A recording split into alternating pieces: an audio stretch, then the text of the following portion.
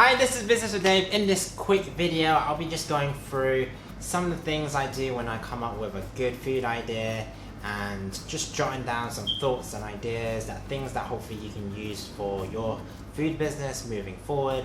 But this will be nice quick videos on just what I do and just simple things you can do as well. But before I jump into this video, I would like to thank everyone who has subscribed to the channel. You guys are all awesome. It is all much appreciated. It just means I'm doing something right. You are benefiting from these videos and hopefully you could take something useful from this video. And if you do like and subscribe. So yeah, let's jump straight into this video.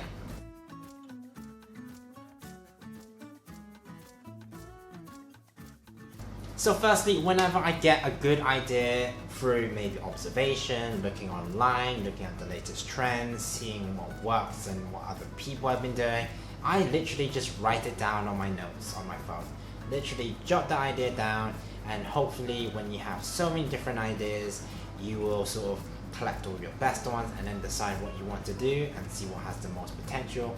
But ultimately, writing down the best ideas that you can think of that has the most potential, writing down the pros and cons, reasons why it can work, how practical it could be, will hopefully make you envision how it can potentially work for your maybe approach or maybe you starting off this business. Because ultimately, when you write it down, it becomes sort of, you are less likely to forget it and you are more likely to remember why you've written this idea down, and that you could hopefully develop it further as you sort of look into it further. So the next thing I would do is to, once I took down some ideas, is to Google it, is to look online, do my research into it, look at the pros and cons again, and why would it work? Would it work in where I'm located if I make it myself? Is there different recipes online as well that I could adapt and sort of change and make it into sort of my USB?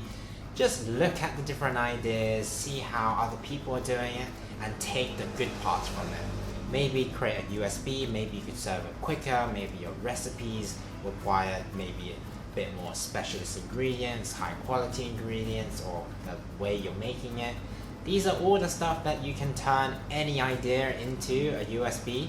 But it's when you write it all down and you do your further research and to see if there's sort of demand for it, that's when it becomes a bit more real. That's when you see the potential that you could be doing and the potential money you could be making as well. So do write down and do your research as soon as you've got that idea narrowed down to. And the next is putting down the good, the bad points and the potential points. So again, this is sort of similar to a pros and cons list, but this is literally you narrowing, being really honest about it and just laying down all the good, the bad and the potential. You can see the opportunity here, but you can also see the really plus points. Would people buy it? If they do, why would they buy it? Maybe it's because of your ingredients, or maybe the bad part where it sort of maybe requires a lot more work to it. Maybe you need specialist equipment and it might cost a lot of money. You might not have enough time and you want something more simple and easy to do. Look at the pros and cons, look at the good, the opportunities, the bad as well, so you can evaluate the idea further. Because once you've done your research in the beginning, at least you know there's potential and that you've moved on into really getting down to the nitty-gritty, that this is the idea that I want to do and I see the potential and here is the evidence for it, and this is me putting forward why I will be committed to it. Literally be honest about it, be realistic. You don't want to be creating false sort of expectations for your business or idea and think, yes, if I create this, lots of people will buy it. Honestly, you have no idea if people will buy it, and you don't want to risk spending too much time or too much money into it if you don't be successful in it. So do evaluate the different options, do look at the pros and cons, and that you won't have any regrets from spending a bit more time and research into it, because ultimately time is money. You don't have either, then make sure you utilize your time and that you could make sure your business is solid. So one of the things I like to do is to sleep on the idea, literally on multiple days. Literally you will come up with more positives, more negatives from that idea, but you won't get that all when you first start off, on day one when you get the idea. You just need that time to sort of digest in your brain, and you will come up with more positives, more negatives, practicalities. Will it work? Will it won't work? Why wouldn't it work? Will people buy it? Yes, you will slowly doubt yourself even more, but at least that will be good in the sense that you are evaluating the different possible outcomes. If you're so focused on, yes, I will do this now, I'll focus, I'll jump in, then you might make a bad decision because you've not evaluated the different possibilities, the different options out there before deciding on this one idea. So do sleep on it. It will be beneficial. You don't lose anything from it, maybe 1 or 2 days, but when you decide to start a new business, you want to make sure you are fully focused, you are fully committed to it, and when you are fully evaluated in your mind that this idea is the idea that you want to take forward, then you are fully committed to it. And again, if the idea is really good, and again, if the idea is super solid and it will be around for a while, do go for it, because it's definitely worth trying if you are super committed to it. If you've done your research, you've talked to enough people that they think that it's a good idea as well, then why not give it a try? Because ultimately so many businesses die because people don't try. People doubt themselves too much. People overlook the opportunity and just see all the negatives that be coming from it, but they don't take enough of the positives, the learning experiences, taking valuable lessons, improving your knowledge, improving the practicality of creating a product from scratch and selling it to customers. Don't take that for granted, because these are working learning experiences that you won't often get if you work for someone else. If you do want to start your own business, do it for yourself. Do grow it organically and try to not seek someone else's expectations. Do set it for yourself. Definitely learn from other people's experiences, but ultimately you set yourself the target, you set yourself the standards, and as long as you're happy about your product and your business, then that's the thing that counts the most. Don't let anyone dictate your happiness, because ultimately you're doing this business for yourself.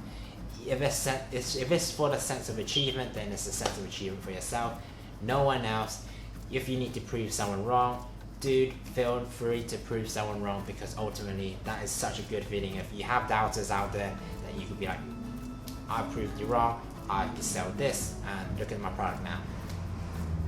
And lastly, my last point, and I'll touch upon it before as well, it is to take action. Once you've got your idea sorted, you know what you want to do, you've come up with a plan for it, it's super feasible, it's super practical. The next step is to turn that plan into action, and you putting yourself forward, you putting in the money, putting in the hours, and seeing if that business will work or not. Again, ideas die when they're not even tried. So if you can commit to it, and if you do at least try it, then at least you give that idea a solid chance to grow and to survive in the big wide world. But if you do give up, maybe the idea is not right for you. Maybe the idea, you found too many holes in it, you might talk yourself out of it. But if you've come up with enough reasons to be like, yes, it can work, then do put it into action, because honestly, you never know what will happen. You never know the type of customers that it will appeal to. You never know what the outcome will be in the next 1, 2, 3, 5, 10 years from now. Maybe in 10 years time, someone would already have established their own business, and it is your idea, and you've just literally missed out on it because you didn't give it a try. That's the regret that you don't want to have. So do focus on that, do take action, and don't have any regrets from it, because this is your idea. If you convict yourself, just take action and do it. Thanks for this video, guys. Hope you found this video useful. If you did, like this video and consider subscribing to the channel. I have a new email as well, so if you do have any questions, do email me your questions. Hopefully I could help you along the way in your journey of creating your own business from scratch. But overall, hopefully this video has encouraged you to take action, to turn an idea into a product or a business that you can sell for the future. But if it's not, and it's still something that you want to try and do write your lists down, brainstorm, research, pros and cons, and hopefully at the end of it, you'll have a business or product that you can be proud of and that you won't have any regrets on, and that hopefully you could put it in the comments below and I could read about it. It would be awesome to read success stories. But yeah, I've been Business with Dave. I'll see you in the next video. Take care.